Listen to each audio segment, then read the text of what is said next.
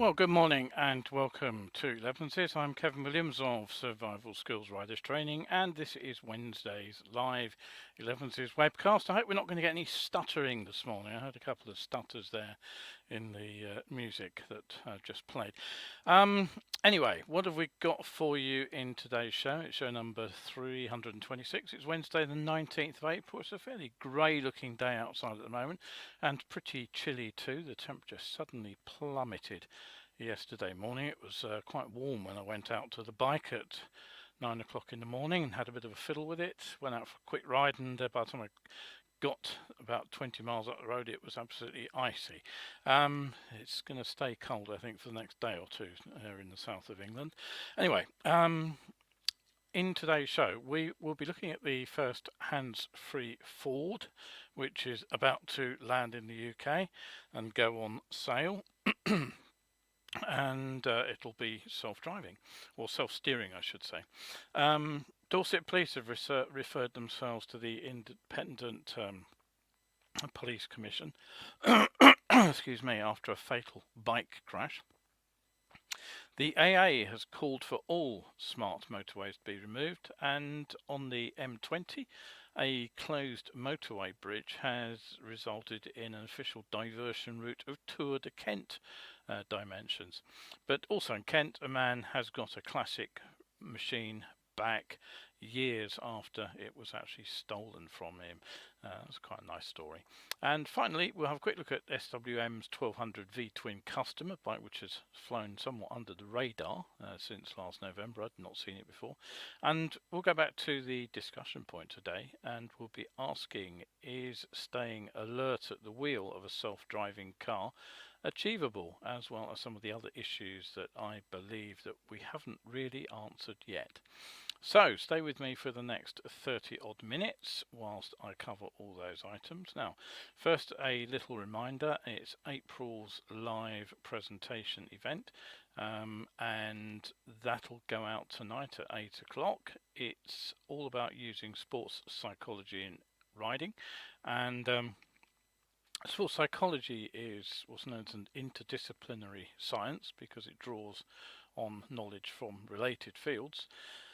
And why use it when riding a bike? Well, the simple answer is that riding isn't simply about using practical skills or even knowledge. It's about mental skills too. The mental abilities are what allow us to put our knowledge and practical skills to best advantage. And that's where sports psychology and understanding what it can achieve for us really does give us a big advantage, in my opinion.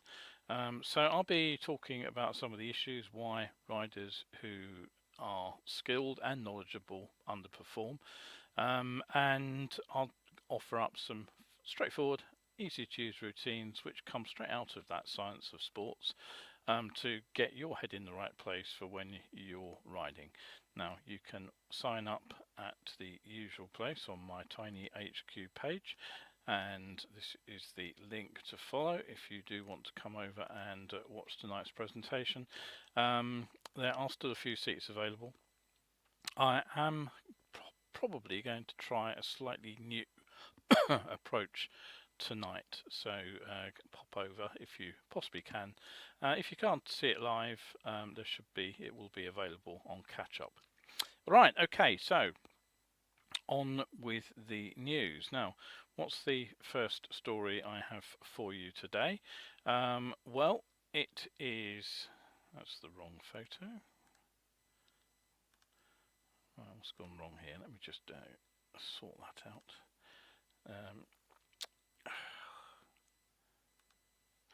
Right, the first story is all about the self-driving Fords, which are appearing on the market now. What I want to talk about those, I'll come back to the story at the end of the show, because what I want to do is run over some of the issues which I think haven't been covered. But essentially, the first Ford which will allow a driver to take their hands off the wheel and have the car steer itself has now been approved for use in the UK. Now, the first vehicle to get these driver aids in the Ford range will be the electric Mustang. It's the Mach-E SUV. Now, it has a top speed of just 80 miles per hour, and deliveries of the new vehicle have actually already started last month. Now, Ford says that the technology, which is already in use in the US and Canada, is similar to Tesla's self-driving features. They say it's the first time level 2 autonomy will be available for general use on UK roads outside of trials. The US company is using what they call Blue Cruise technology, and it uses both cameras and sensors to detect lane markings and speed signs, as well as the position and speed of other cars on the road. Now, the system controls steering, acceleration and braking, and a camera is set up to monitor the driver's eyes to confirm he or she is alert. Now, Transport Minister Jesse Norman said the latest advanced driver assistance systems make driving smoother and easier, but they can also help make roads safer by reducing the scope for driver error. Now, it's important to point out that this is still a long way from a fully autonomous self-driving car. It's level 2 on the 5-level scale, same as Tesla's own autopilot. Now, changes have been made to the UK law to accommodate these driver aids, and that will allow the vehicles to be driven hands-off on motorways. But it's still worth pointing out that in the case of an incident, the driver will still be fully responsible for insurance claims, as the technology is not autonomous driving and the driver remains in control at all times. The system, it comes with a price as well. You'll be shelling out no less than £50,830 at current rate for one of these vehicles, and the hands-off technology will have to be paid for with an £18 per month subscription.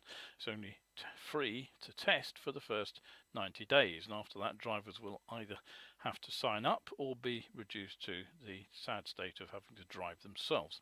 I think I know what I'd rather do. Anyway, I'll come back to this at the end of the show, so stay with me on that and I'll give you my thinking.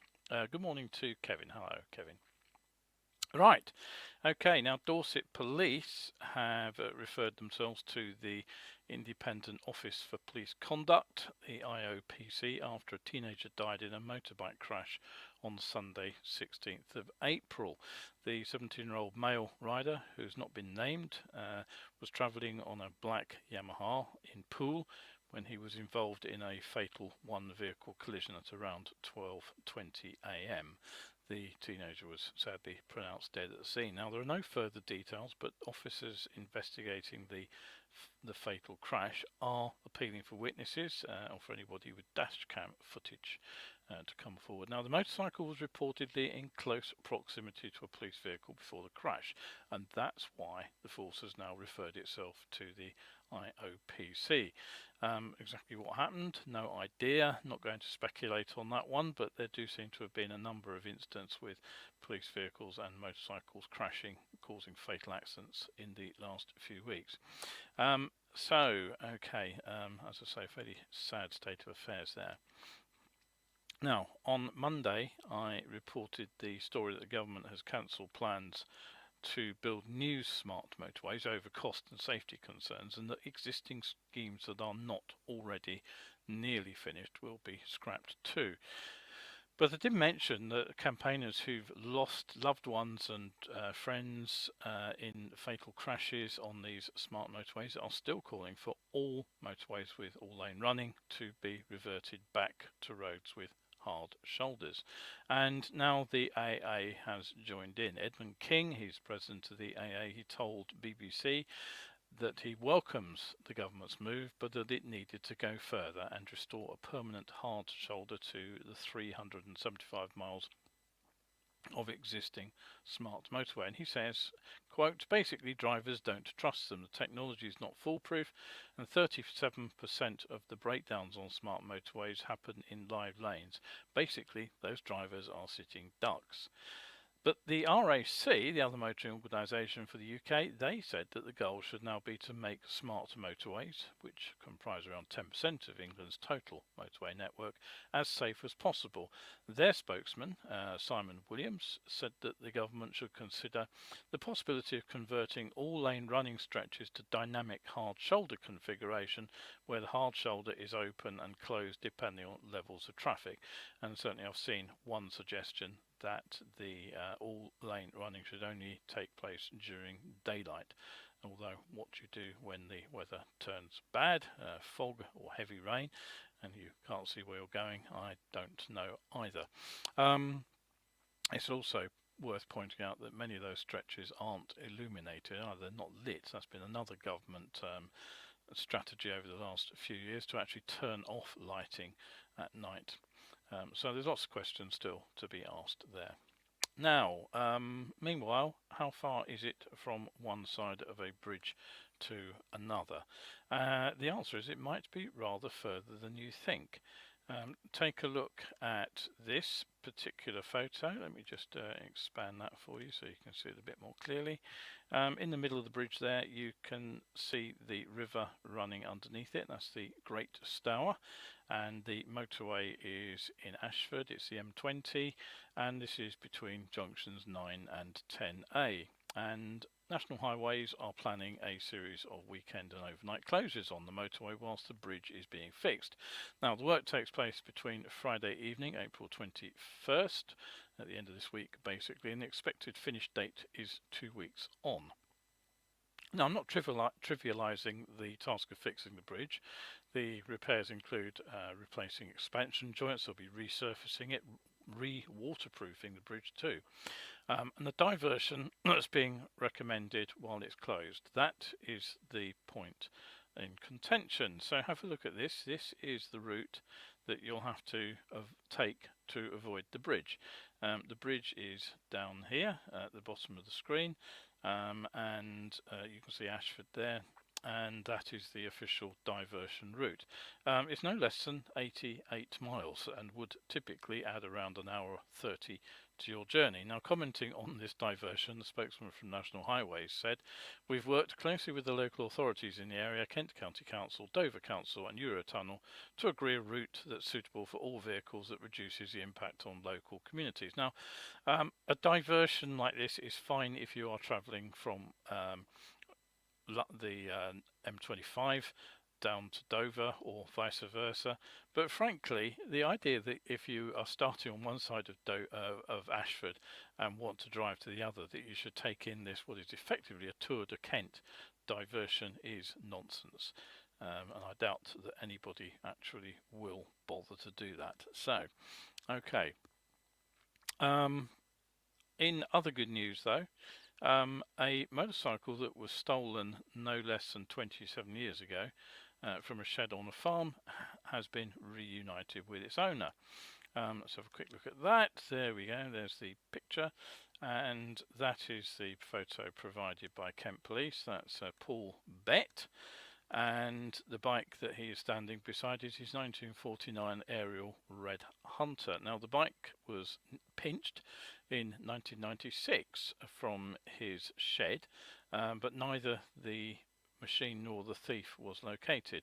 But earlier this year, Stephen was actually notified by the VLA that someone had attempted to register the 500cc machine, and it seems that what had happened was that the new owner, so to speak, had bought the bike from somebody from eBay some years ago, and then he decided to restore it during the COVID lockdown. And it was only when this person tried to register it did the checks obviously trigger the fact that the engine number and the chassis number belonged to a different registration, and it turns out that the registration plate that he'd bought the bike on had been fake.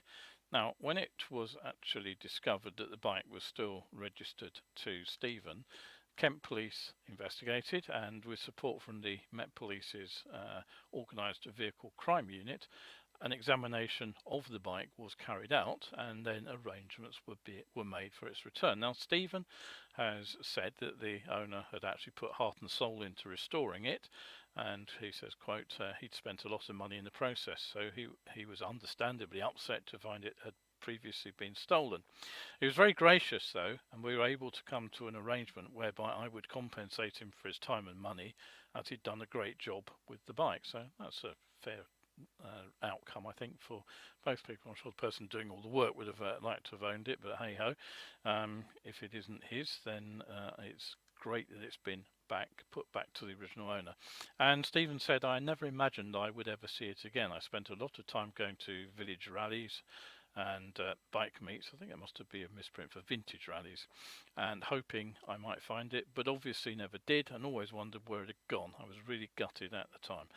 Yes, I'm sure it was a lovely looking bike. Let's just have a quick glimpse of it again. I think it's worth pointing that out again. It's definitely very, very beautiful machine.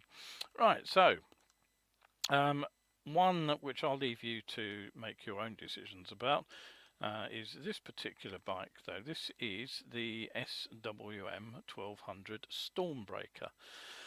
Now, a prototype appeared at the Milan motorcycle shows to gauge interest, but it seems maybe it didn't gauge as much as they'd hoped, because it certainly flew under the radar. I hadn't seen it until earlier this week, when I actually found it on the SWM website, was looking for something completely different, along with a statement saying that it will actually arrive in the market in September 2023. Now, SWM is technically an Italian manufacturer which actually sells on bikes built in China. And I can't tell you much about this machine other than the fact it's a 1200cc V-twin and a sort of a custom appearance. Not quite sure what you call that style. It puts out either 60 horsepower or more likely 80, which is reported elsewhere. Since top speed is said to be around 125, we'll be struggling to get that on 60 horsepower. 200 kilometers per hour. It rolls on 16-inch rims front and rear, and weighs in a fairly porky 250 kilograms dry. That's 550 pounds, and it's certainly no lightweight. And you can add the mass of 14 litres of fuel to that, plus oil presumably. It drives the bike through a 5-speed gearbox and through something I wish we'd seen on other bikes actually, a belt drive. No word on price though, but if you like that kind of thing, maybe people will like it. Bagless Cafe Cruiser, no idea, Kevin. There are so many names for different types of bikes these days, I really lose track. Right, anyway, as I mentioned at the top of the show, I'm going to come back to the new electric Mustang, the Mach-E SUV, which comes with Ford's Blue Cruise technology. Oh, Terry's looked in and says he suspects you'll be staying with the van. Yeah, I don't blame you actually. It's not my cup of tea either. Anyway, back to the, as I say, the electric Mustang. It comes with the Ford Blue Cruise technology, which uses hardware, cameras and sensors to detect lane markings and speed signs, as well as the position and speed of other vehicles. Then the software controls the steering, the acceleration and following gaps and braking, and it can even stop the vehicle in traffic jams. Now, this is what's known as level 2 driver assistance system, and it still requires a human driver to take control should something go wrong. Now, the levels of autonomous driving, as defined by the Society of Automotive Engineers, range from level 0, where there is very little automation, just features like warnings or assistance like automatic braking. Then there's level 1, which includes one aspect with driver assistance, such as cruise control. Level 2, where we are now, with partial automation, 2 or more aspects of driving controlled by technology, such as speed regulation and parking done by the car itself. Level 3, which we've not seen yet, conditional automation where the technology makes nearly all the decisions on the road, but the driver still needs to be present to override any potential mistakes. Now, at this stage, it says drivers could take their eyes off the road for certain periods of time. Then there's level 4, high automation, where the technology doesn't require human interaction in most circumstances. And then finally, full automation, when the car doesn't need any human assistance at all. So we are at that stage of partial automation where some aspects of driving are taken over, but the driver is still in overall control. Now, I'm going to take you through some of the issues that concern me. If you know any of the answers to the questions I'm going to pose, fine, drop me a line. I'm more than happy to hear them. What I will say is that most of these things don't get brought up in the conversation, which tells us how great these automated vehicles are, or even how bad they are. First things first, now we never seem to have a conversation about whether or not there is a genuine chance of the technology getting it wrong. Now Ford are happy to state that vehicles using this level 2 autonomy have been available in the US and Canada since 2021, and that more than 190,000 Ford and Lincoln vehicles have covered more than 60 million miles using the technology without any incidents being reported. Now, I find it hard to believe that there were simply no accidents during that period, since around 13 car accidents actually occur every minute in the US. That's 6.5 million crashes per year. And so it's pretty inconceivable that precisely zero involved an autonomous vehicle built by Ford, those 190,000 vehicles. Now, over the same period, to give you a bit of balance, in excess of 2 million Teslas were delivered.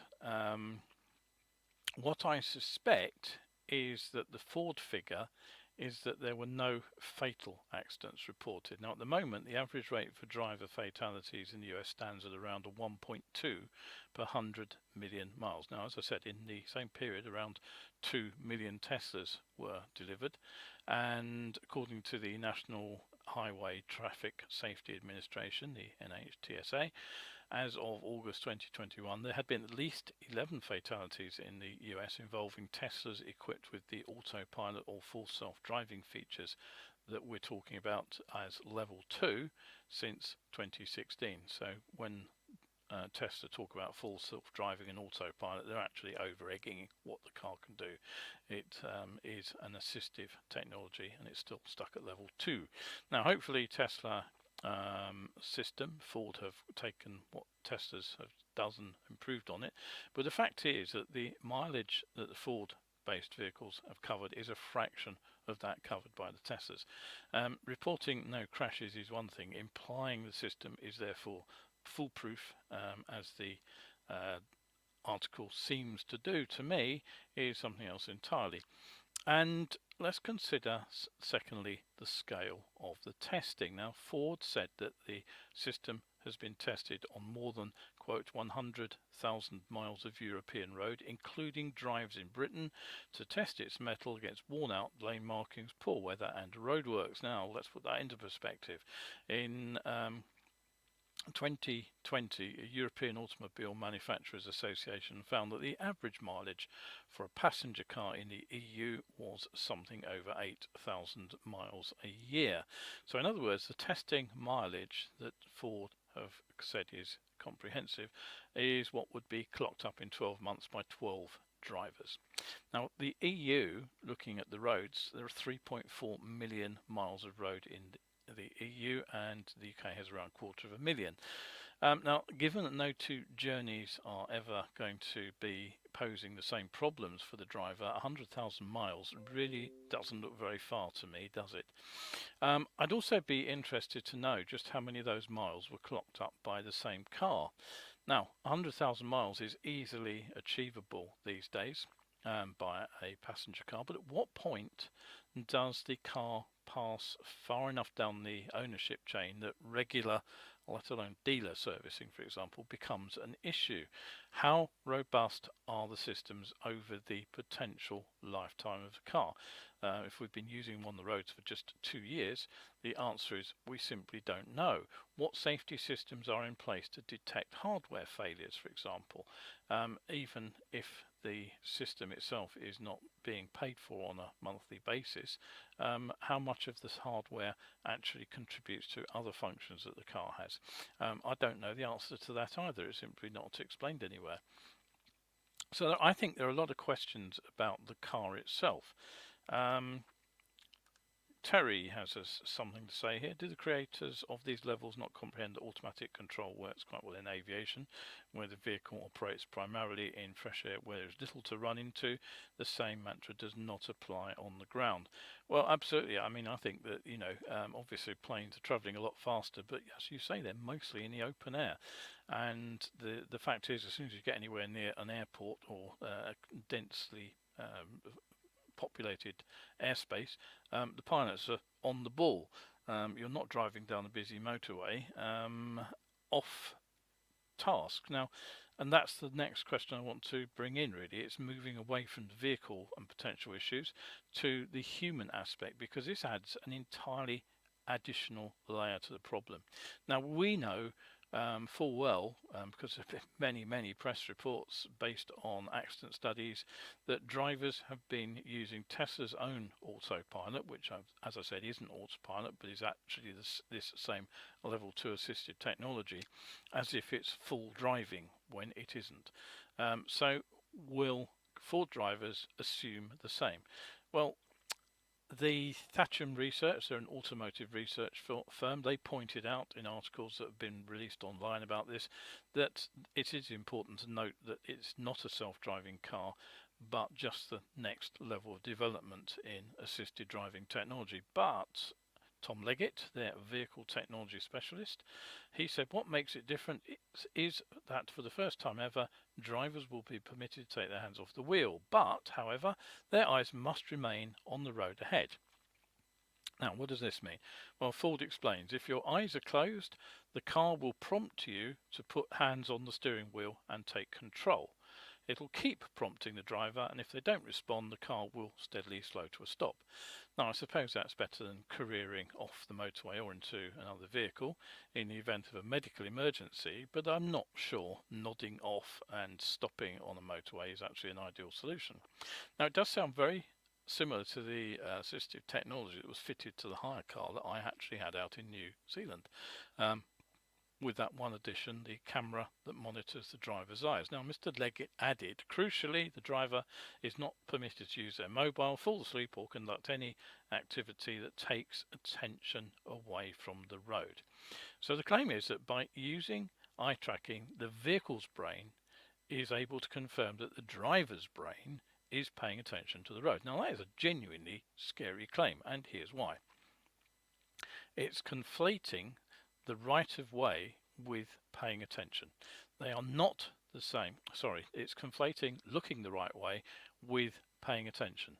Okay, so looking the right way does not mean paying attention. They're not the same, as anyone who's ever sat in a boring lecture or presentation will know. You can be looking at the person talking and not paying the least amount of attention to what they're actually saying. Now, this phenomenon is known as mind wandering, and mind wandering occurs when our attention drifts away from the task or the object that we're supposed to be focusing on, and our mind starts to wander to unrelated thoughts or distractions. Typically, these might be spontaneous thoughts, memories, or even emotions that are unrelated to the current task. You may well have heard it referred to as zoning out. Now, it's common, happens to all of us, and it can be triggered by fatigue and stress, but it also frequently results from boredom, as that lecture example I've just mentioned, and lack of interest in the task at hand. Now, it's already well known that mind wandering is a common occurrence during driving, particularly during monotonous or familiar driving situations, such as motorway driving, where we do the same journey regularly. Now, when we're in this state, we're less aware of our surroundings. We may miss critical visual cues, such as traffic sign signals. We may miss pedestrians. The consequences of mind wandering are also well known. For drivers, it would mean perhaps drifting out of the lane, maybe slowing down unpredictably, or failing to reduce speed in response to sudden changes in traffic conditions. And one study found that mind-wandering drivers, quote, showed longer response times to sudden events, drove at a higher velocity, and maintained a shorter headway distance, in other words, the space to the vehicle ahead. The authors concluded that mind-wandering may lead to a higher crash rate. Now, that's from an article entitled Driving with the Wandering Mind, the effect that mind wandering has on driving performance. That was published in Human Factors, volume 56, issue 2, and you can find it online, published in July 2012. Authors were Yanko and Spalek, if you're interested in all that. Now ask yourself, what kind of driver is most likely to engage the autopilot on a motorway? Is it somebody who finds the driving task a challenge, something that they look forward to? Or is it somebody who's most likely to see driving as something of a chore, a necessary evil to get from A to B? Which of those two drivers with the driving assist engaged is most likely to start mind wandering? I don't actually know of anybody who's actually done any tests on this, any studies, but my money would be on the driver who doesn't like driving. Is far more likely to drift off task. Now, am I overstating the risk? Well, mind wandering has been implicated in several air crashes and aviation incidents. Pilots who are mind wandering, they too become less aware of their surroundings, and they may fail to respond to critical events in what one study said was a timely and appropriate manner. And an investigation into the 2009 Colgan air crash near Buffalo in New York State, that's a fairly well documented air accident, they found that both pilots were in a state of mind wandering just before the accident, and the pilots failed to respond to several automated warnings. Now, how effective is the eye tracking technology which is going to sound those warnings? Well, it's true that eye tracking has been used to detect mind wandering in a number of studies, and research has shown that when drivers are engaged in mind wandering, their eye movements tend to be more erratic, less focused on the road than when they are fully attentive. So specifically, eye tracking data can be used to detect changes in saccade frequency. Remember, that is where we pinpoint a particular point of reference on the background. It's when we actually look at something, as well as changes in fixation, duration and location. So saccades, I've got that wrong, haven't I? Fixations, when we look at something. A saccade is when our eyes move between the fixations. So by watching the way our eyes move, we can get a measure of how alert we are. Now, so in theory, at least, using the camera to track eye movement patterns could infer whether the driver's attention is focused on the road or whether they have drifted away from the road. But here's the rub. This method is still being researched. It's not cut and dried, decades old knowledge that we're talking about here. We're operating pretty much at the cutting edge of what's known. And here's something else to think about, which I've not seen anybody mention when it comes to driving. But what do you do when you're out driving in bright sunshine? It's quite likely you'll reach for a pair of sunglasses. Now, it's likely that the system uses infrared light. I don't know that for sure, but if you're not going to dazzle the driver with visible light, then the camera will probably use infrared to illuminate the driver's eyes. But sunglasses, particularly polarized lenses, will interfere with the infrared signal and reduce the accuracy of eye tracking. And sunglasses which have reflective coating or very dark tinting will also make it difficult for the camera to detect eye movements. I haven't seen nothing in the press releases that has said anything about this as an issue. So moving on from that problem, let's talk about the prompt that is supposed to make us put our hands back on the steering wheel to regain control. Now, I don't know how the Mustang wakes the driver up, but the Hyundai I was driving signalled that it didn't like what I was up to with an alarm tone. The problem was that the vehicle had exactly the same alarm tone for every different alert that it was giving me, whether there was a vehicle closing up in the blind spot while I was starting to indicate, or whether I was drifting out of the lane. So what I actually had to do quite often was to glance down at the dash panel to see what does the vehicle think I should be doing now. And I wasn't letting the car do the driving either. I was actually driving. It was just alerting me that I wasn't driving how it wanted me to. Now, in aircraft terms, this is actually the term. It's called confusion in the cockpit, and it's known as a safety concern because pilots rely pretty heavily on aircraft's warnings and alert systems to monitor critical systems and also potential hazards.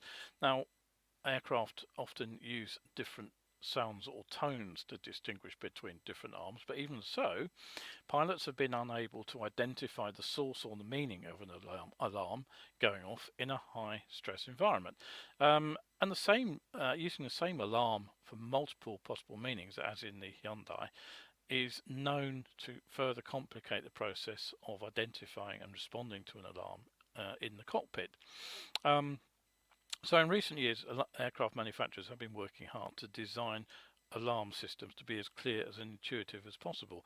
And some warnings for that very reason are spoken. They actually tell you what you should be doing.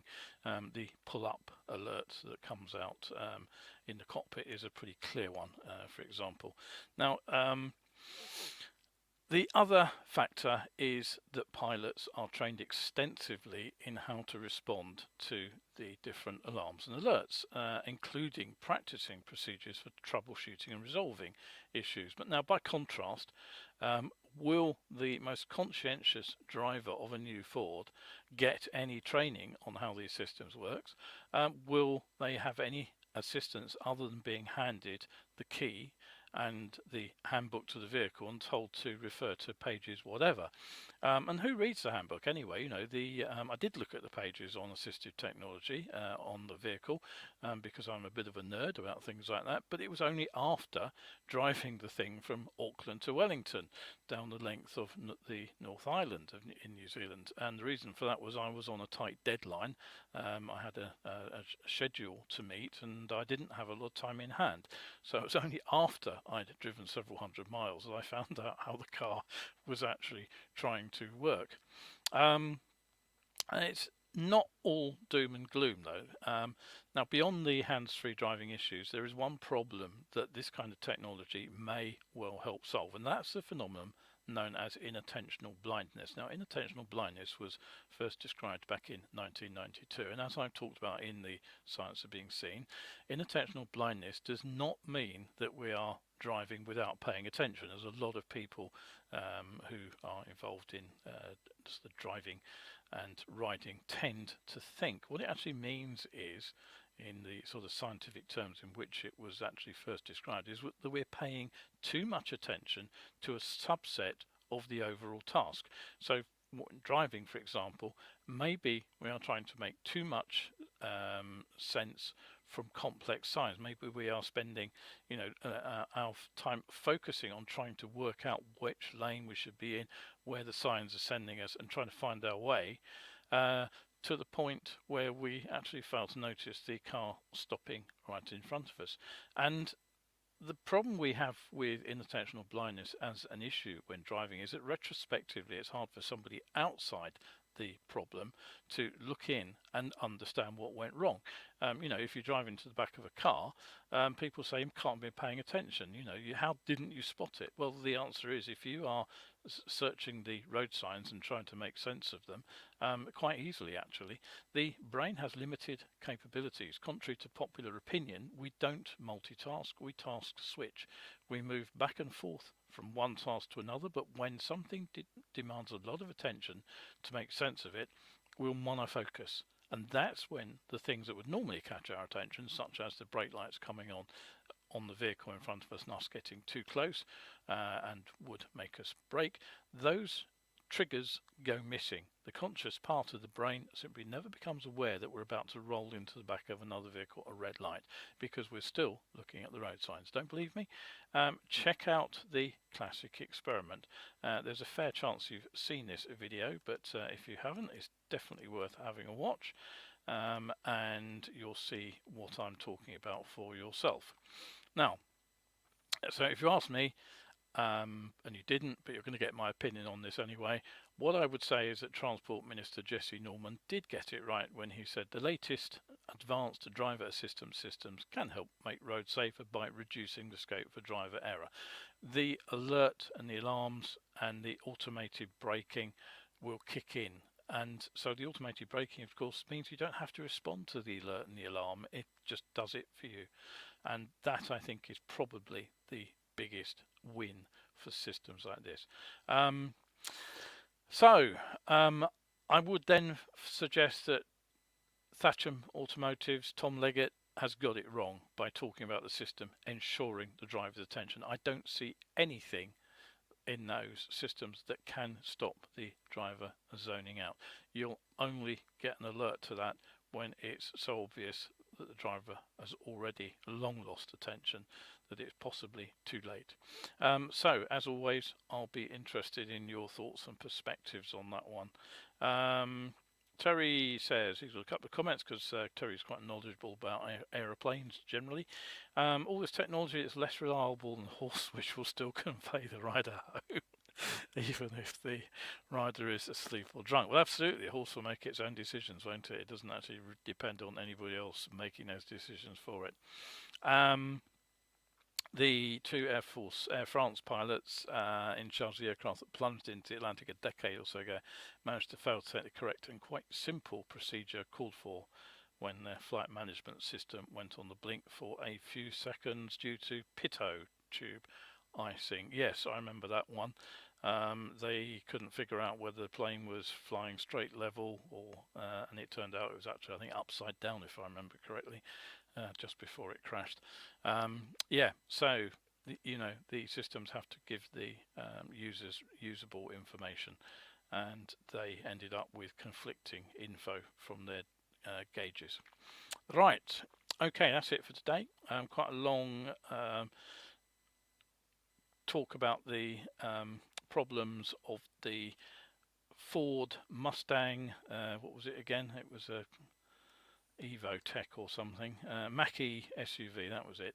And it's level 2 assistance. Yeah, get back to me, let me know what you think.